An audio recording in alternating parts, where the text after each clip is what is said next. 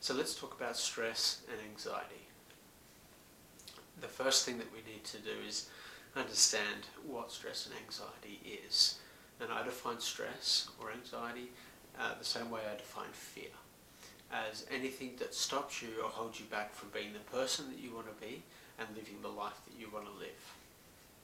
So stress, or feeling anxious about any one situation, is about feeling secure within your ability to deal with or cope with situations. And going through certain situations that we feel able to, we build confidence and self-esteem or self-assurance within ourselves in our ability to go through more of the same situation. So it's definitely something that we need to have more experience of, going through our stresses and going through the things that are challenging us at any one point in time. So I define stress and fear as anything that stops you or holds you back from being the person that you want to be and living the life that you want to live. It's important to know who you are in that sense and what it is you want your life to look like. So I would also say that stress and anxiety arrives from not knowing who you are as a person, not knowing what kind of life you want to live. And we are the sum of our experiences. Often we have our family and our friends telling us what kind of person we are from their perspective. Not good or bad, or necessarily good or bad, but it's not the whole understanding of who you are. And the only person that's going to get to the whole and to the core of who you really are as a person is you yourself. Is knowing who you are and what you want your life to look like. So where does knowing you come from? It comes from a decision, because who you want to be is who you are. You just may not see yourself in that light at this point in time. But what you want is love. What everybody wants is love, and therefore it's in your nature. I haven't met one single person that doesn't want love and to feel accepted and to feel of value to others. And it's natural for us to want to extend our love onto others. And if we're not achieving that, then maybe we're feeling isolated, or maybe we're feeling unworthy, or we're not doing the things that we really want to be doing with our life. We're not feeling full, or we're not feeling fulfilled in our life's journey. So these are big questions that we all need to think about when it comes to stress, anxiety. What is it that stresses you also, and how is that to serve you? Now, every single emotion is there for you and to serve you, whether it feels uneasy or whether it feels good. It's there for you. And the only way that it can be there for you is when we choose to start tuning into what we're feeling and get the message that it has for us. Now, if it feels uneasy, it's from fear, because love could not have you suffer. Love would not have you feel bad or condemn you or anything like that. So, and here's the thing. Fear is what you made, it's what you believe in. Take a social anxiety situation. Maybe we feel judged by somebody else. It's because we've judged ourselves, and we just naturally assume that other people must be thinking the same thing about us.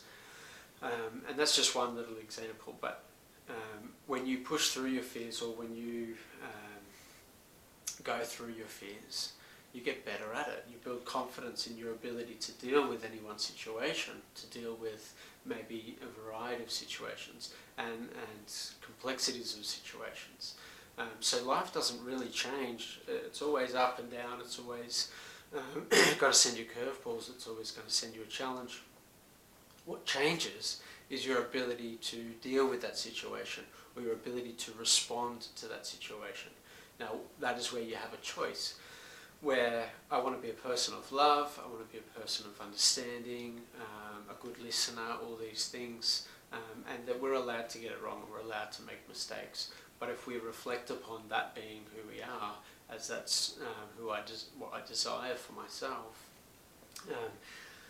then we can start to become aware of the thoughts and everything that are coming into our minds and what we're telling ourselves. Are you telling yourself that you're good enough, or are you telling yourself you're not good enough? The self-talk is your relationship with yourself. I can't do this means you've got no confidence in self-esteem, no confidence in your ability to approach this situation or circumstance. Start telling yourself that I've got this, I'm going to be okay. And even at first, when you don't have faith in yourself, you have to rely on the choice to choose love and to choose to want to respond better, because that's the first stage before we start building faith and confidence within ourselves.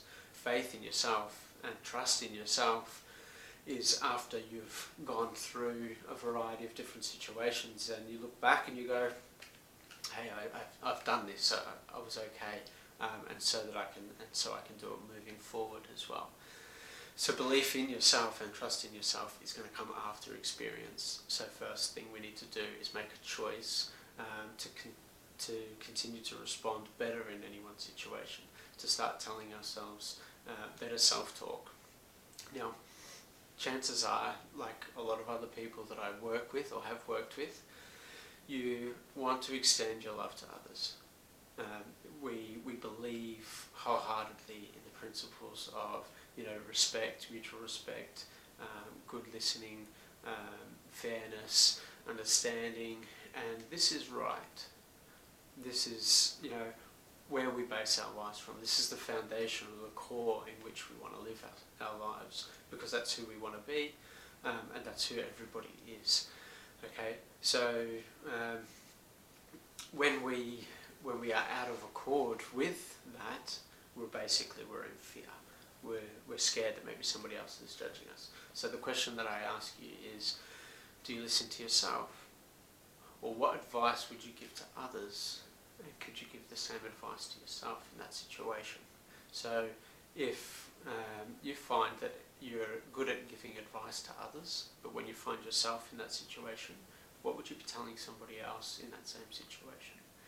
Would you be telling them that it's okay, that I'm here for you, or that you've got people that love you around you, etc., etc.? And could you start telling yourself those things that you would tell somebody else usually? Do you listen to yourself? Do you listen to your feelings, which are your instincts, your guidance system, telling you that you're off course, it feels uneasy, or you're on track and it feels good, and you're on path, you're on track? Yes, yes, yes. So listening to yourself, loving yourself, nurturing yourself, taking the time in your day to get to know yourself and who it is you are and what it is you want for your life. If we're not doing that, we're feeling lost, we're feeling isolated, we're not feeling a part of anything. Now, think about for a moment about your environment, about the situations that you might find yourself in.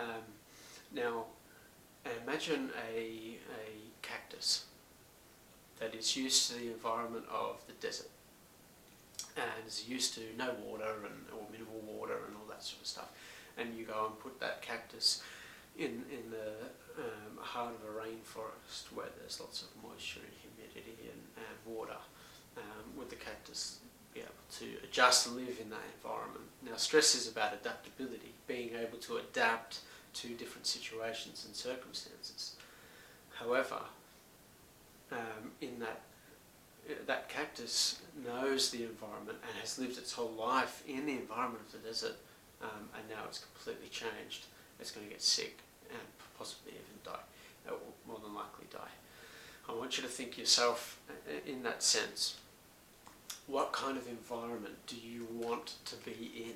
What kind of person are you? Are you the person that wants to be with others and communicate with others and be around others and be very social? Or are you the kind of person that likes to have your alone time? Are you the person that likes to work and live outdoors and be very exercises, very outdoorsy, if that's a word?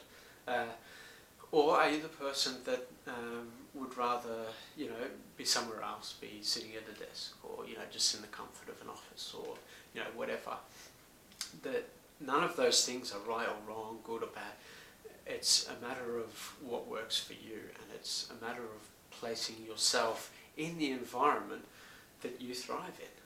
Okay, and you take a tree from the side of a riverbed and you stick it in the desert, I don't care how positive and optimistic you are, you're going to feel isolated, you're going to feel shocked, and like you don't know what to do like in that environment, and the tree will perish and even die. So this is what's happening in stress as well. We're not used to this. This isn't anything that I've dealt with before, and therefore how do I respond? And so we have to go to that core foundation of who it is we want to be, and what we want our life to look like. And that's why it's so important to know you on a deeper level. And your feelings and emotions are trying to tell you that. You're anxious about this maybe because you don't have the self-belief in yourself to be able to deal with that situation, or that it's going to be okay.